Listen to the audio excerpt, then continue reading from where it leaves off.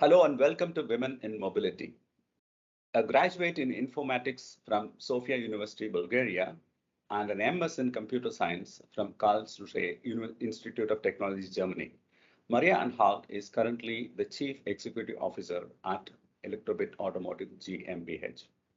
Prior to joining Elektrobit, she worked as Senior Vice President, Head of Cross-Divisional Systems and Technology at Continental for 2 years. Earlier in her career, she worked at HP, Hewlett Packard Enterprises, and Micro Focus in various business management, business development, and R&D management positions, especially regarding hybrid cloud and automation software. Maria, welcome to Women in Mobility, an initiative by Mobility Outlook to engage with women leaders across mobility ecosystem to understand their leadership journey and take inspiration from their corporate leadership. Thank you for joining, Maria. And thank you for the invitation. I'm very happy to be here and looking forward. How have you developed yourself to become a forward-thinking business executive? It takes a journey. It takes a journey of knowing yourself, developing yourself, and also understanding business disruptions, changes that are happening in the industry. I will share a few things that have been important for me and that have shaped me as a leader. So one thing is to do things that you love doing and not be influenced too much of things that are just state of the art or modern, or your family or your, I don't know, friends are thinking they're great and you do this just because the society is telling you. If you're good in mathematics, if you're good in STEM, if you're good in poetry, if you're a good artist, go and do that without the concern that you will not be maybe able to earn the money, or you're a girl, you're not able to do this. Do what you love and you will prospect. So that has been something that has been very dear to me. And I've been privileged that my family has always supported us, the kids, to do what they like doing. So I've been always good in mathematics, in informatics, in chemistry, and all these STEM subjects. And I have chosen to do computer science because this is the science, this is a field of study that enables you to work in many different professions, as software information technology is the core, and I never regret doing this. As in my career, I switched from high tech to automotive. There are not so many professions that will allow you to do that. For the computer science allow, in particular, girls to work from home, to be more flexible, etc. Another thing that has accompanied me is the curiosity. I am a very curious person, and I've been switching jobs every few years. I've done anything that you can do in the software space, from engineer, an architect, on a customer side, on the entrepreneurial side, a project manager, program manager. And then things that also influenced me is to understand what is happening in the industry and take customers as a key element of your job. Okay. We're providing services for somebody else, and make it part of your work. Work with them like a partners with the business and solve the problems of tomorrow. That makes you develop. And I would like to round this with this intersection between innovation and execution, and being strong in both, going for the blue sky and the great ideas of tomorrow, and trying to build new things and not get too much upset if your idea is not going to market, because we know less than 5% of the new ideas really materialize, but it's still very important to go after the new ideas, as these are disruptions of tomorrow. And at the same time, be able to execute on a continuous base to make sure that the cash flow is running. So there are these are like few examples of my life that have shaped me as I have been developing from an engineer to a senior executive. Wow, that's a fantastic journey. So you're curious to know about many things. Now that made me too curious to know about your leadership journey. In the beginning of my career, I never thought what exactly I will become. And I share that I have switched jobs many times as I have been experimenting to figure out what I like and what I dislike. And I encourage everyone to do this, even though that sometimes you may end up in a job that you don't love. You still learn a whole lot about this from just doing something that you'll figure out that you don't like. And I remember very much the time there is when you're individual career, there's an individual career ladder and there is the managerial ladder. And from my experience, they're always in a computer science, in IT and high tech. So I spaced a few years where you can still switch between the both individual contributor and a manager. This is where you start leading people when you're not in charge. When you become a project manager, you have responsibility. You may be even the first line manager, but you can still switch between a senior architect and things like this. And I did both, and I was coming from architecture. I was a great architect, shaping new products. And then I applied for a manager job, as that was dear to me. I knew I could lead people. People were listening to my expertise. And my manager at that point of time told me, Maria, Maria, you'll be a good manager, but I think we'll lose a fantastic architect. Consider it once again. And I tell you, I had the worst night in my life. I was just thinking, what's right for me. I did take the job. I was a manager, and I turned out from my experience to be I think I'm a better leader than an architect, an individual contributor. And you can only figure it out if you start doing this and seeing how you develop. Now I can still do good decisions. I still engage, and I can still engage very deep in the organization and listen to people. But the ability to connect, to resolve problems, to look after the new has shaped me a lot. And now leadership is leading people towards the new, having a vision for the organization, for the company, for the business, seeing opportunities, seeing the glass is half full versus seeing the glass is half empty. You can still have to deal with the problems, but seeing the opportunities and trying to neutralize the problems, finding the best in the people and how to put the right people into the right shoes for the business and the problems that need to resolve, enabling other people to proceed. And when you're a leader, you are leading the business through others. This is maybe the greatest difference between individual contributor and a leader, that you need to forget about your own ego. You're leading through others. So you have to be strong. You have to take others to touch not only the mind of the problem that needs to be resolved, but also the heart of the people, and make them move.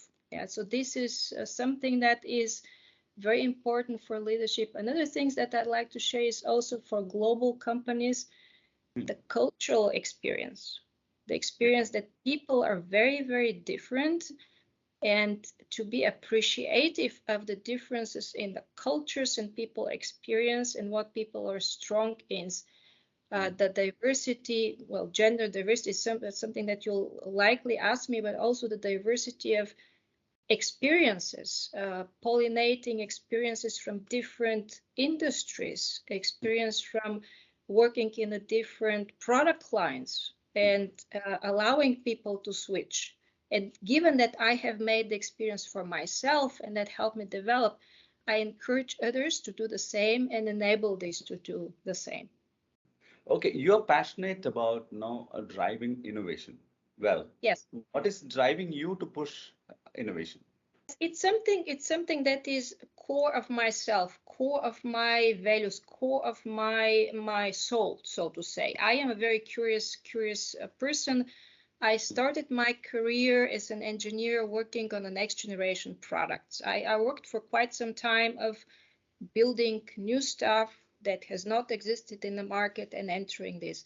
Later in my career, I switched to the cash cows, to the products, well-established product lines that get billions of dollars, and the ability to do both is crucial. And then on the business side, one of my role models, somebody I admire quite a bit, is Steve Jobs, who unfortunately is not with us any longer. And he has a great quote of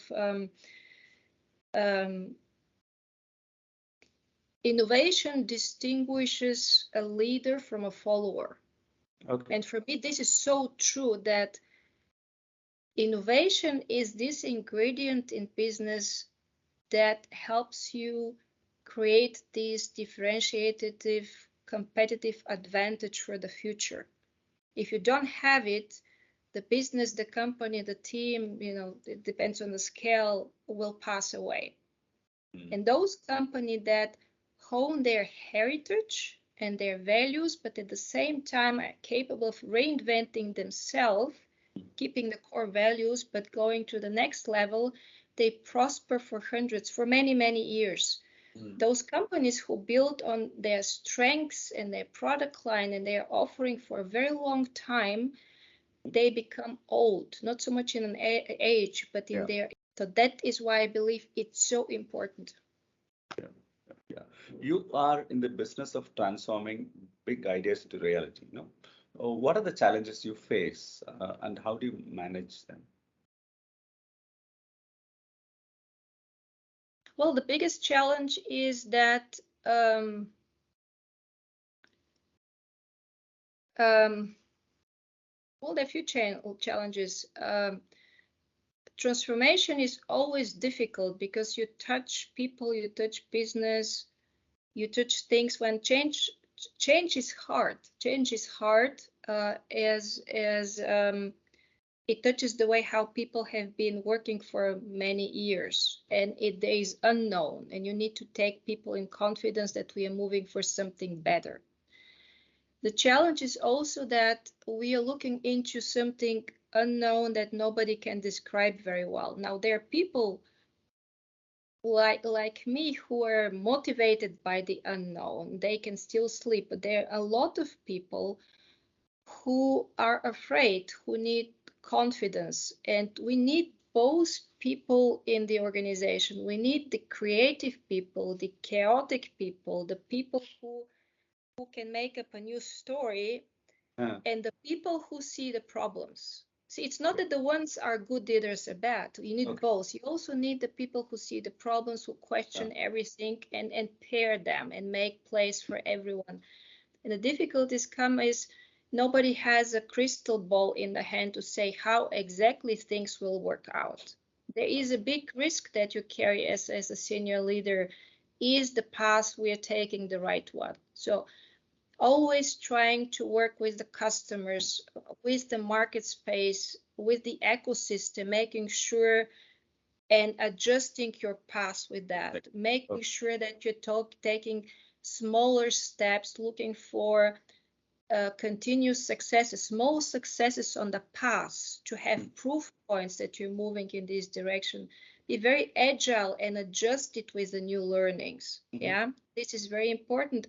And not to forget, you need a portfolio, you need an offering which is mingled with products that sell today very well, so that you have cash, that you can pay your people, and at the same time have an investment and work for the things that you believe are critically important for tomorrow, and have few of them. Don't get upset if one of those does not work out. So a vision, a transformation, and taking everyone in the organization down to the bottom with you. Okay. So as a follow-up question, see, a team involved in creating ideas need a lot of flexibility. What kind of approach do you follow in managing the team? As there'll be, I think, a lot of millennials in your team. There are a lot of millennials in my team, and I am also concerned in a positive sense also to the generation Z that is coming now, which is mostly led by purpose, not so much by money and status and prosperity, but so much about purpose. And most importantly, when you're in a company, is to see how can we create an environment, a culture in the company where people love to work, where people love to work, so that people are encouraged and allowed to speak up. They're listened, that the inputs are taken, that they have ability to develop themselves, their opportunities for career development. There's always a pyramid. It's not, you cannot develop everyone, but there is a way how to select the best people and allow them to develop. So India, for example, our India team is very young as an average compared to other sites. And I was very happy when I visited the team in March. I was in March in Bangalore. Is we have a very high referral rate, almost 40% if I'm not mistaken. You will never have such a referral rate in an organization if you don't have a good culture, a good environment where people love to work. Okay. So you have a host of hobbies. Yes. How do you strike a balance between the work and life? So there is no perfect formula that fits for everyone. So Yeah, for many people, likely I am a workaholic. Okay. However, if you love what you do, then the boundaries between your private life and professional life start to blur. Yeah. absolutely. Okay, so that is really do things that you love doing. How do I balance? One thing is to know what gives you energy back. If you're Okay. frustrated, if you're down, if you're tired, what gives you energy back? For me, I get a lot of energy back from nature, Mother Nature, sunlight, going for a hike, spending time in nature, Mm, doing a physical exercise. So yes, it is a hobby for me, but I know if I go and do this, I tank energy, okay. spending time with the family. And my partner in life has his own company. He's an architect. He's not a software architect. He builds stuff. He runs his own company. So we are both 100% professionals. It's really important to live with somebody, of course, who you love, but somebody who shares your values, and you grow together, kids, and have an Okay. understanding in life how you share this responsibility and the acceptance that both want to be professionally successful. Yeah. So this is important. And then taking time and do nothing. So I do take time to recharge. Now, before we had kids, we used to have more time to go out and dance. We met each other as a dancers, so we share the same hobby. We both dance a lot. For maybe 8 years, we did not go much out for dancing when you have small kids. But now we're again going out to Going dance. back. There are periods Okay. of your Okay. life you'll do some more of that kind, and then you'll do some more of other kind. But Right. having this mind in yourself that you have to make a period sometimes, switch off and go and recharge your energy is very, very important. Great. I could see the gleam in your eyes when you say you started dancing. Great. Yes, I did. Okay. Lastly, I would like to know your vision for mobility of the future. There's so much research going there. I am very much thrilled about the space. You know that we are moving into space. So I believe this will become a reality. There's research and also quite some startups since maybe 5 years that develop 3D. So right now we move on the streets like it's a two-dimensional, but if you go up in the air, there is a cross-pollination between automotive and the airplanes. So Okay. I believe we will go in a three-dimensional mobility Okay. system, which Mhm. will also enable automated driving quite a bit, because what is staying in the way for automated driving are all those corner cases when you have people on the streets for automated driving. But up there, people are not on the crossroads. So I think this will become a reality. And I'm also seeing how mobility moves into a shared service kind of thing where we will not own cars ourselves so much, but rather use transportation or mobility services and use the mobility technology element as a piece of our life where we can spend time with friends, time to read something and anything like this, where the living room and the car, the vehicle are milking together. Okay, great. Well, it was wonderful catching up with you, Maria. Thank you very much for talking to Mobility Outlook, and thank you for being part of Women in Mobility. Thanks so much. Thank you.